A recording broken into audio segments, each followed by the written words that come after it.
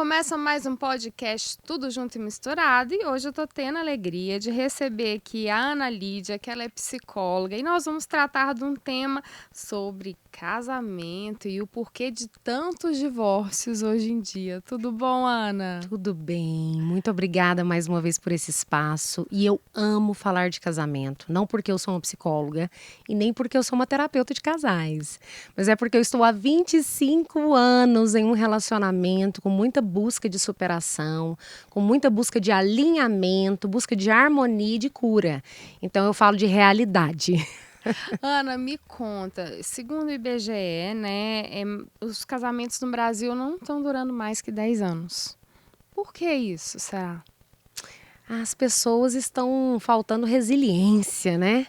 Eu digo que para manter uma família é só para os fortes. Manter uma família é para os resilientes, é para aqueles que aprenderam a superar pressões, a viver com o diferente, a viver com dificuldades, mas permanecer. Isso é uma resiliência. O que é resiliência no significado da palavra? A arte, o poder de você superar pressões e permanecer. Mas nas relações humanas, a gente não apenas permanece, mas a gente amadurece. Então, o casamento, ele é o lugar de maior amadurecimento de uma vida. Só que amadurecer dói. Crescer dói. E quando a gente está amadurecendo junto com uma outra pessoa que também está amadurecendo, e nós dois não estamos dando conta das divergências durante esse processo, porque o processo é muito árduo, o processo é muito penoso. E aí existe um mecanismo de defesa, que é o mais comum utilizado pelas pessoas, que se chama fuga. E a fuga é o divórcio. A fuga é a separação. Exatamente, porque é muito mais fácil fugir do que enfrentar a dor e resolvê-la. Então, toda pessoa que permanece em um casamento, por mais difícil que ele seja, mas que busca superar a dificuldade, o conflito, que busca curar essa dor, ele não apenas ele vai continuar, mas ele vai se transformar em uma versão melhor de si mesmo e ele vai desfrutar de um relacionamento muito melhor do que foi no início. Ana, mas tem muitos conflitos de gerações, porque antigamente parece que as pessoas resolviam de uma maneira diferente, né? Os conflitos, e eram outros conflitos. Hoje em dia, a mulher e o homem, eles trabalham, eles estão fora de casa. Você acha que o conflito é diferente? Por isso que fala, não, cada um vai pro seu canto e a gente vai... são diferentes? Eu acredito que essa geração ela foi contaminada pelo feminismo e pela independência. Então, a independência é quase como se fosse uma rebelião. Porque eu não preciso de ninguém. Eu não preciso ficar aqui. Eu nem preciso passar por isso. Eu sou independente. Entende? Então, a independência, ela quase soa como uma rebelião e não como uma autonomia. Porque se eu estou com você, mas eu quero ser totalmente independente de você, é quase como se fosse um relacionamento sem rendição, sem entrega. É um contrato. É um contrato e quando não vai bem esse contrato, eu simplesmente distrato. Só que as pessoas elas não compreendem as consequências de uma dissolução, de uma aliança de alma. Por que eu estou falando de alma? Porque eu sou uma estudiosa da psique. E a psique significa alma. Então, o que é psicologia? O estudo da alma. E todo casamento, todo entrelace de alma gera uma ligação. Então, separar não é tão fácil como a gente pensa. Porque a pessoa ela pode tomar uma decisão racional. Ela pode se mudar até de país. Mas ela leva um pedaço da alma da pessoa que ela quer ver longe. Olha só. Exatamente. Então, a separação, ela não dissolve a alma. Entende? E muitas vezes eu vou continuar vivendo aquelas dores que eu tentei fugir, porque eu não resolvi na minha alma da forma que eu deveria, para eu conseguir, então, me curar e curar essa pessoa também. E quais são as principais dificuldades enfrentadas no início do casamento? É a adaptação, né? Então, a adaptação de duas criações, adaptação de dois temperamentos, adaptação de dois valores de vida, né? Então, quando você está adaptando a uma pessoa que ela não conviveu com você durante a vida, mas agora vocês decidem conviver. Mas ela teve um ambiente completamente diferente do seu, uma criação completamente diferente e um temperamento divergente. Porque geralmente a gente se atrai pelo oposto e não pelo similar. Ah, é? É. Mas o oposto não é que sai, não é distancia. Dizem que os opostos se atraem, mas na realidade eles chocam e se distanciam, não é? Então, na verdade, Se estressam. é tipo repelir mesmo, né? Aham. Mas no senso comum mesmo dos relacionamentos, o que a gente percebe é que a gente se atrai pelo diferente. Por quê? Porque é o que me falta. Entende? Entendi. Eu vou atrair aquilo que me falta, eu não vou atrair aquilo que eu tenho. Tanto que o homem se atrai pela mulher e a mulher se atrai pelo homem. Por quê? Porque é o que eu preciso. Eu preciso da força que o outro tem. Eu preciso da doçura que a mulher tem, entende? O homem. Então, a gente se atrai pelo diferente, mas conviver com o diferente exige um processo de adaptação, de rendição, de maleabilidade, de flexibilidade, E como? de aceitação do outro E como? como ele é. Você sabe o que é interessante? Que você pergunta quais são as maiores divergências num relacionamento. É a busca pela mudança do outro. Pois é, a gente vê muito isso, né? Querendo mudar o outro de qualquer jeito e já casou sabendo que não era igual. Exatamente isso que eu ia falar. Então a pessoa ela já casou ciente de quem a pessoa era. Ela não casou enganada. Mas ela fica o tempo inteiro exercitando e gastando energia tentando mudar o outro. O que é isso? Falta de aceitação do outro. Quanto menos eu aceito o outro, menos eu tenho permissão para me conectar com esse outro. Olha só. Exatamente, porque toda exigência, toda necessidade de mudança, toda crítica gera afastamento. E a aceitação gera conexão. E quando eu falo aceitação, não é você aceitar um comportamento errado, um comportamento não abusivo, não é isso. Mas é aceitar quem o outro é, a essência do outro, a personalidade do outro. Não adianta querer pedir por um fleumático virar um sanguíneo, que ele não vai virar. Exatamente isso. Ele vai te estressar ao máximo e você estressar ele, mas ele não vai virar, entendeu? Exatamente isso. Foi um ótimo exemplo. Eu, como uma boa sanguínea que sou, comunicativa, acelerada, tive que me adaptar ao fleumático que o meu esposo é. Compreendendo que ele tinha o tempo dele, a forma dele de fazer e que eu não poderia exigir que ele fosse como eu. Então, quanto mais eu busquei aceitar, me render, a forma como ele é, mais nós tivemos paz no relacionamento. É isso mesmo, porque o que eu vejo também hoje em dia é que casa sabendo que o outro é diferente e passa 5 anos tentando mudar o outro. Exatamente. Aí desiste. Não vai mudar, eu tô muito estressada, tô muito cansada, cansamos de brigar e vai cada um pro seu lado, né? E aí vai cada um para um lado magoado, ferido, fragmentado de alma, desiludido do amor. E às vezes não acredita mais que pode ser feliz com alguém. Se fecha para uma outra oportunidade até, por quê? Por conta dos traumas que foram ali somatizados naquela relação disfuncional. Então eu sempre digo o seguinte, em uma relação a dois, um tem que ceder. Um, pelo menos, tem que ser o sábio para ceder, para hastear a bandeira branca, para buscar ajuda, sabe? E eu acredito muito numa passagem da Bíblia de Paulo que diz assim, quando eu estou fraco, é porque eu estou forte. Eu só compreendi essa passagem no relacionamento a dois. Porque quando a gente fala de nós mesmos, no momento que eu estou fraco, eu estou fraca mesmo. Eu estou ali precisando de ajuda, certo?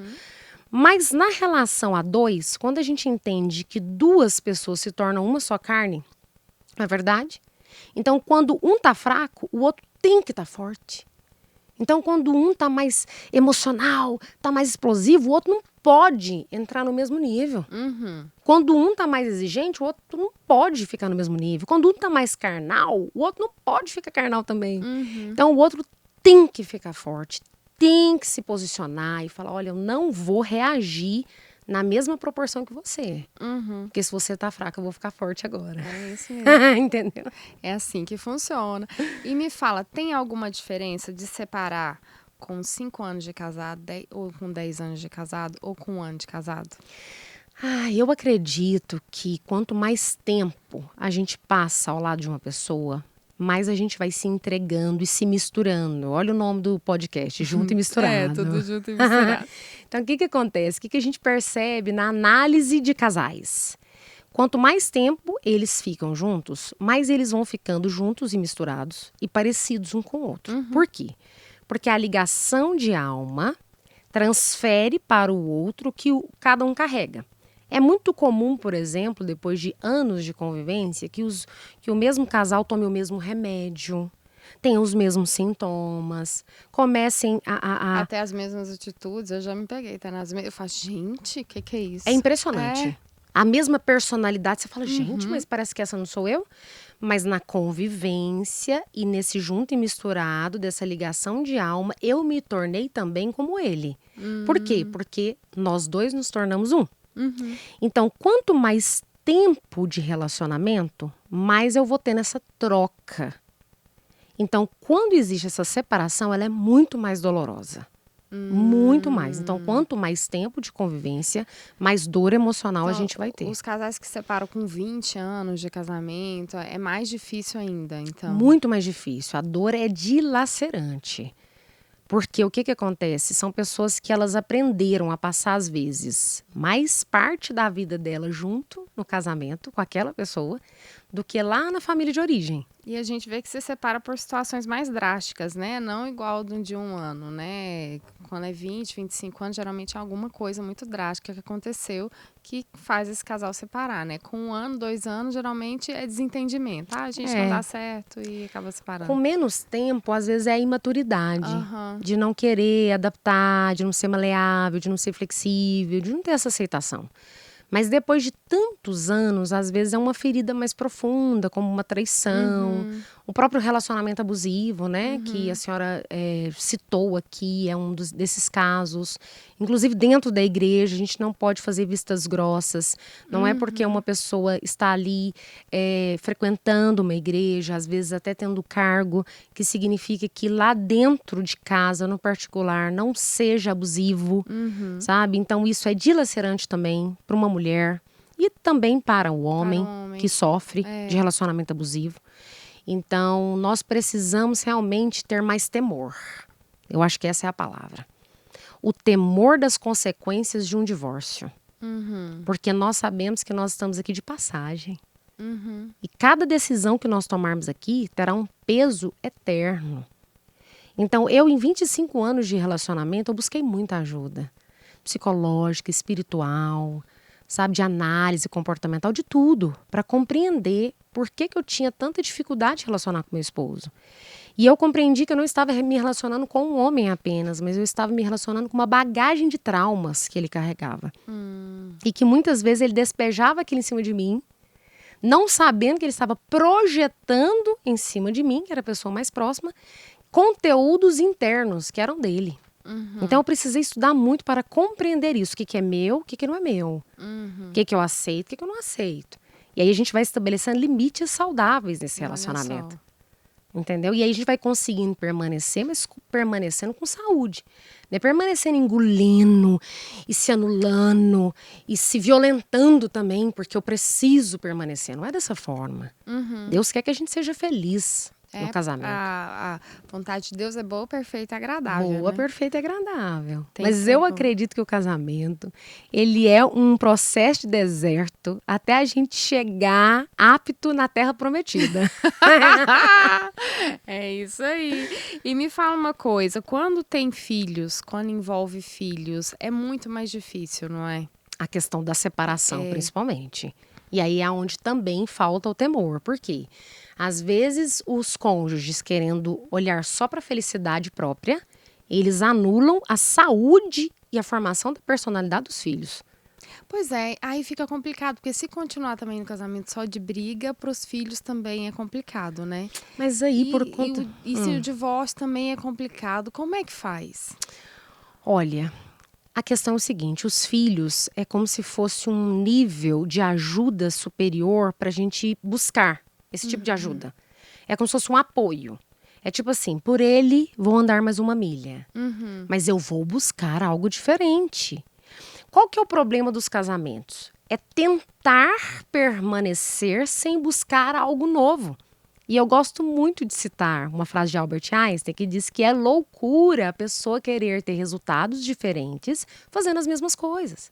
Então não é assim, não, mas agora a gente combinou, agora a gente entrou num acordo e tudo vai ser diferente. Ok, o que você vai fazer de diferente para ter resultados diferentes? O que você está buscando de novo? Entende? Então a pessoa continuar na mesma, se alimentando da mesma forma, entende? Como que ela vai ter resultados diferentes? Então a questão é, quando existem filhos, é necessário ponderar mais sobre a questão da própria felicidade.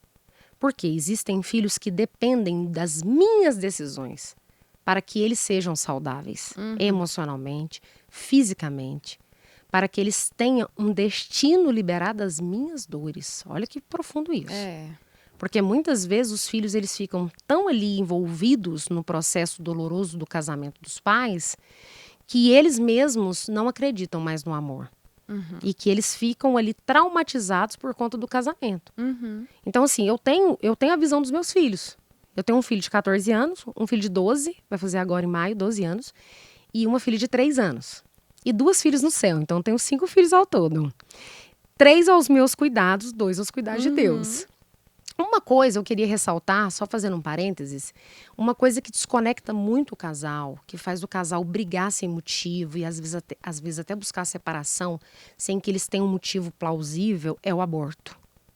Então, uma perda gestacional dentro de um casamento gera um distanciamento tão grande entre o casal. Por quê? Porque é como se fosse uma exclusão de um membro da família. Isso é muito forte e muitas pessoas dentro da igreja não sabem disso. É o processo de luto. Não só o processo de luto. O que acontece com a mulher que perde um filho? Ela entra em um luto, ela perdeu um filho. No luto, ela fica ligada com a morte. Entende? É como se tivesse morrido uma parte dela. E essa parte dela que morreu não consegue mais ter a vida de se conectar com esse marido. E se esse marido não dá um lugar para esse filho, vamos supor que foi uma gestação inicial, não sabiam nem o sexo da criança. Não, foi só inicinho, não era nada. Muitas pessoas desconsideram perdas gestacionais. O que acontece com o casal? Eles desconectam após uma perda gestacional, eles ficam com raiva um do outro. Porque a mulher entende como se não tivesse a dor dela, não Exatamente. estivesse sendo valorizada, né? Exatamente. E além disso, é uma exclusão de um membro da família que precisa ser visto, incluído e precisa receber um nome. Eu vou citar um filme, que é uma história real, que explica isso, que é O Céu é de Verdade. O Céu é de Verdade, o menino tem experiência, né? De morte, vai ao céu e ele conhece a irmã. A irmã que era a primeira gestação daquela mãe. E ele fala, ela não tinha nome porque você não sabia que ela era uma menina. Então, o que acontece? Eu estudo relacionamentos de casais há muitos anos. E eu sei que o aborto, ele gera distanciamento e desconexão entre o casal. E o que eu ia dizer dos meus filhos? Os meus filhos, eles têm uma visão de como era os pais em crise conjugal e como eles se sentiam. E eles têm uma visão de como é os pais num alinhamento conjugal, num desfrute da vida conjugal e como eles se sentem. Então, os meus filhos, eles são extremamente gratos por toda a busca que nós tivemos. Por toda a busca. De, às vezes, a gente viajar para imersões, de ir para encontros de casais. E eles entenderem que, às vezes, eles precisavam ficar sozinhos, ou com a avó, por exemplo, para que a gente fosse buscar algo para a gente se tornar pessoas melhores. Um para o outro e para eles. Então, o importante é buscar ajuda, né? Sempre vai ser. O orgulhoso resiste à ajuda. O orgulhoso, preconceituoso, resistente, a gente costuma dizer que é aquele que aguenta sofrer mais um pouco. Porque o humilde é aquele que se abre logo a buscar ajuda.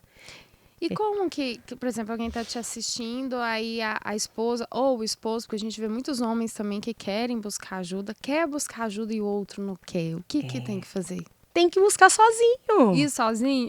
Porque só uma pessoa em um relacionamento a 2 já vai fazer a diferença.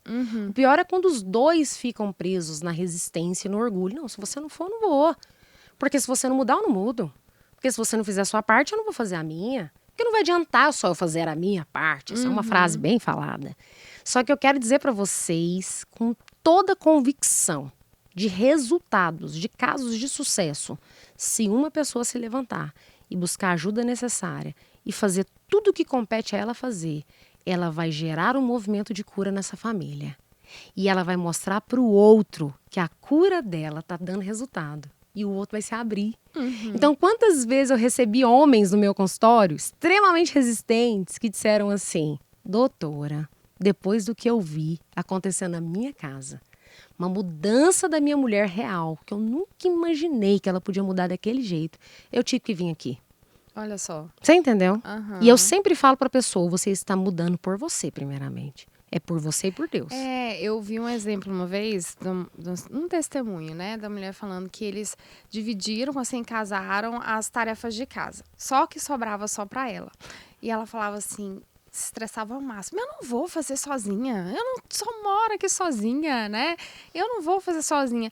Aí, por fim, ela pôs na cabeça dela que ela ia fazer, escutou, né? Foi na terapia, a terapeuta falou com ela escutou, falou assim, eu vou fazer por mim. Isso. Eu vou arrumar a casa por mim, eu vou fazer o almoço por mim, eu não vou fazer pelo outro. Aí acabou que ele foi mudando e foi fazendo as tarefas do dia dele, foi dividindo com ela também, né? O que você falou, a gente começa a mudança pela pessoa mesmo, né? É porque a mudança individual, ela vai gerar uma mudança conjugal. Quando uma pessoa se torna mais leve, sabe? Quando uma pessoa se torna melhor para ela mesma, resolvida dentro dela, isso exala para o outro. E uma coisa que a gente trabalha muito em terapia de casal é a comunicação assertiva. Porque às vezes a mulher tá lá no direito Ixi, e como é muito difícil em um casal nessa Demais. comunicação assertiva. Às vezes a mulher tá lá no direito, por exemplo, de reivindicar que ele faça a parte dele no combinado do trabalho. Você não vai fazer a sua parte? Você tem que fazer a sua parte. Sou eu que faço. Isso aqui é exigência. E se ela virar e falar assim, amor, vamos fazer juntos. Amor, eu fico tão feliz quando você faz. Oh, amor, essa casa é sua também. Nós precisamos de você. Então, quando ela tem uma fala assertiva, uma fala que comunica sem exigência, sem crítica, o outro se abre para mudança. E como que a mulher faz para não se sentir ofendida com tudo? Porque às vezes o homem, ele dá as falas mais assim, a mulher fica mais sentida, né? Como que faz? Ou então vice-versa? Deixa eu dar um exemplo prático. Eu atendo muitos casos em que o homem, por exemplo, é hiperativo. E aí, por ser hiperativo, que é o TDAH, né, transtorno de hiperatividade com déficit de atenção, às vezes ele é mais impulsivo. Para falar. Exatamente. Impulsivo, explosivo, às vezes fala sem pensar em que vai ofender. Às vezes é mais desatento, esquecido com coisas importantes, datas comemorativas, né? Entre outras coisas.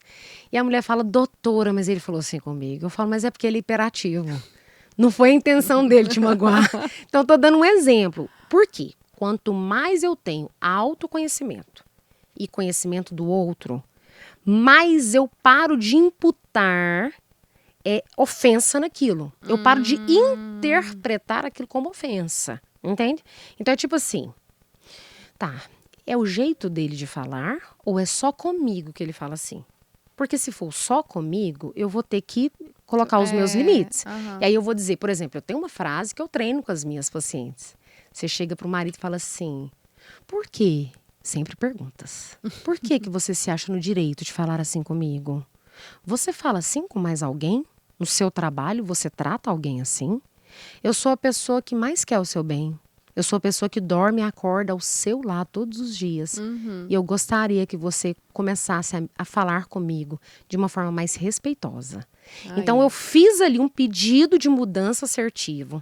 Sem brigar, sem ofender, sem me vitimizar também. Sem gritar. E gerando uma reflexão nele. Quer dizer, você fala assim com as pessoas lá fora? Porque, infelizmente, nós ainda vivemos em uma cultura que a gente aprendeu a dar o melhor para as pessoas de fora. Então, para as pessoas de fora, eu me controlo, eu respiro, sabe? Eu sou super educada, quando, na verdade, eu quero explodir. Mas dentro da minha casa, eu tenho intimidade para falar de qualquer jeito, para mostrar quem eu sou de verdade. Quer dizer, então, você dá o pior para as pessoas mais importantes da sua vida. Olha só, é para a gente pensar, né? É para refletir. Me fala, existe mesmo aquele mito, a crise dos 7 anos, a crise dos 14, de 7 em 7 ou não? Existe. Existe a crise do 1 ano, Existe a crise dos 3 anos, dos 7, depois dos 10 e dos 14. Perceba que é a cada meio ciclo. Entende? Do primeiro ano, sempre de praxe, porque é o processo mais difícil de adaptação ao diferente. Ok? Então, tem muitos casais que se separam em 1 ano. Muitos, infelizmente. Por quê? Porque foram imaturos, não buscaram ajuda, preferiram sair como vítimas e acusando o outro. São pessoas que não assumem as próprias responsabilidades, entende? Aí, com 3 anos, metade de um ciclo, a pessoa ela se vê ali diante de uma crise. Por quê? Porque cada crise é para gerar um crescimento. Eu não posso passar ciclos em ciclos sendo a mesma pessoa. A cada ciclo eu tenho que gerar um nível de amadurecimento aqui. Se eu continuo o mesmo diante de todos esses ciclos, não houve evolução nesse relacionamento. Porque um relacionamento tem um grande propósito, gerar amadurecimento. Entende? Entendi. Então, a cada ciclo é um marco regulatório. Podemos passar por uma crise. Por quê? Porque vai depender da nossa maturidade de compreender as novas demandas que vão surgindo. De como lidar com Como lidar tudo. com elas. E o 7, e o 10 e o 14? É tudo isso, é porque a gente vai elevando o nível de maturidade e vai passando por outras demandas que vai gerando crise. Toda crise é para gerar crescimento. Se eu olho para a crise e eu falo assim, crise, você está aqui. Estou te vendo. Seu objetivo eu já sei, para gerar crescimento. Então, o que eu tenho que aprender com isso aqui? Olha a humildade. O que eu tenho que aprender com isso aqui? O que eu tenho que aprender a lidar neste momento para gerar um novo patamar? Para conseguirmos ser aptos para um novo ciclo. Então, cada encerramento de um ciclo, início de ciclo, requer algo maior de nós, que se chama amadurecimento. Isso está na Bíblia. É a busca da estatura do varão e da varoa perfeita, de glória em glória, dia após dia. E eu volto a dizer, o casamento é o maior lugar, a maior escola de amadurecimento humano que existe. Ana, mas aí o divórcio aconteceu. Como lidar com os filhos depois disso para eles ficarem emocionalmente saudáveis? Então, o divórcio, ele precisa não apenas ser um papel ou uma decisão, né? Ele precisa ser um consenso. Ele precisa ser um acordo entre as partes de fato. Porque muitas vezes um divórcio, ele é feito quando só uma das partes foi a que quis aquilo e a outra não. Geralmente a parte que não quis aquilo é a parte que às vezes ainda utiliza os filhos para afetar a outra parte. Que é a pior coisa para se fazer, né? Infelizmente, que é o que a gente chama de alienação parental. Né? Então, eu utilizo deste filho que tem ligação com aquela pessoa, que eu ainda estou ligado a ela, por mais que nós nos divorciamos, moramos em casas separadas, eu estou muito ligado de alma a ela, vou utilizar desta criança para afetá-la, para atingir. Então, geralmente exige até medidas jurídicas, né, judiciais até com relação a isso. Eu já fui conselheira tutelar, trabalhei com diversos casos de alienação parental. Enquanto psicóloga, emito vários laudos psicológicos em casos de divórcio para sempre amparar o direito da criança. Então, o que nós precisamos em caso de divórcio? Sermos maduros. Para preservar esse ser que precisa de que tenham pais que se respeitem. A frase-chave é respeito ao outro, respeito ao que vivemos, respeito à nova realidade que temos. Por amor ao fruto que nós tivemos. É isso aí. Deveria ser. É o amadurecimento, né? É o amadurecimento. Ser maduro e lidar com a consequência da sua decisão, né? Exatamente. Ana, foi muito bom te receber aqui. Passou muito rápido, Passou viu? muito rápido. Tô feliz demais de te ver. Você passou por um problema recente, tá bem, tá forte, muito bom, viu? Deus sabe que ele é minha força. Como eu disse, né, eu tenho 25 anos junto com meu esposo e eu passei por uma experiência de quase perdê-lo. Né? A gente poderia dizer em termos científicos que ele teve uma EQM, que é uma experiência de quase morte. Então isso foi bastante desgastante para todos nós. Né? Eu brinquei aqui em off que eu envelheci 5 anos em 5 dias, mas estamos vivendo o melhor de Deus nessa terra. Por quê? Amém. Porque existe gratidão. Existe gratidão pela vida, gratidão pelas oportunidades que Deus nos dá, Gratidão por cada crescimento, diante de cada crise que tivemos, sabe? E principalmente do cumprimento do propósito. Então, uma coisa que eu e meu esposo, que também é terapeuta de casal, terapeuta de família, nós aprendemos é que cada superação nossa exige um transbordar, exige um compartilhamento. Porque existem pessoas sofrendo sem saber o que fazer. Então, nós não apenas atendemos em consultório, mas também agora somos mentores online. Ai, que legal. E o mentor, é interessante a mentoria, porque a gente acompanha a pessoa passo a passo do processo de crescimento dela. Então, nós estamos lançando agora, recentemente, a mentoria Casamento de Sucesso.